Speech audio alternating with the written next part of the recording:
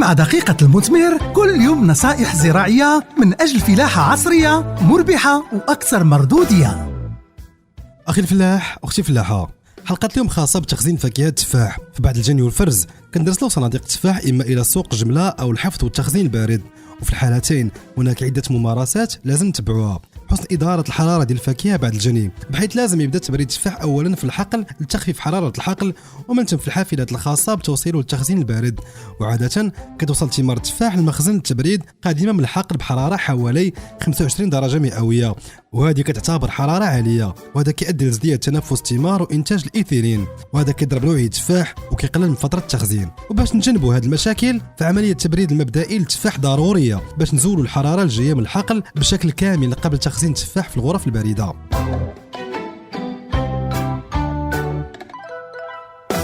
أخي الفلاح، أختي الفلاحة، فالتبريد المبدئي هو تخفيض سريع لحرارة التفاح القادم من الحقل قبل التخزين من 25 درجة مئوية إلى أقل من 5 درجات مئوية خلال 24 ساعة. وهذا التبريد المبدئي مهم باش نقللوا من عملية التنفس وإنتاج الإيثيلين، بحيث كيؤدي تخفيض درجة حرارة الثمار لتقليل من تنفس وإنتاج الإيثيلين، وكيكون تدهور في حالة التفاح ناقص عن 0 درجة مئوية، وكيتضاعف مع كل 10 درجات مئوية زيادة في الحرارة. فتبريد الغرف كيتستعمل على نطاق واسع في المغرب، وكتكون تكلفة هذه الطريقة منخفضة نسبيا، ولكن كتكون بطيئة في التبريد. وعملية تصميم وتشغيل غرف التبريد تتطلب تثبيت المروحيات لتحريك الهواء البارد في جميع أنحاء الغرفة، ولازم تسمح قدرة المروحية بتدفق 3 أمتار مكعبة ديال الهواء في الدقيقة لكل طن ديال التفاح.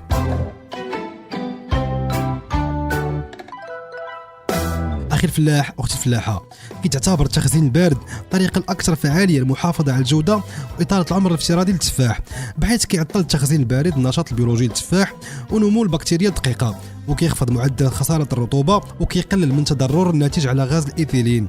ومن الأفضل ما تنخفض حرارة التفاح الحدود المطلوبة، فأدنى درجة حرارة ممكنة لتخزين التفاح ناقص 1.5 درجة مئوية. وفي الأخير أخي الفلاح، أختي الفلاحة، فإذا كان عندك تفاح موجود للتخزين فمن المهم تبدأ بتخزين الثمار عالية الجودة والخالية من الكدمات والأمراض. فليس من المربح اقتصاديا تخزين تفاح بنوعية رديئة، وحسب الأصناف يمكن لك تخزين التفاح إلى حدود 12 شهر، ومن الأفضل نقيسوا الصلابة ديال التفاح قبل التخزين. والله المعين.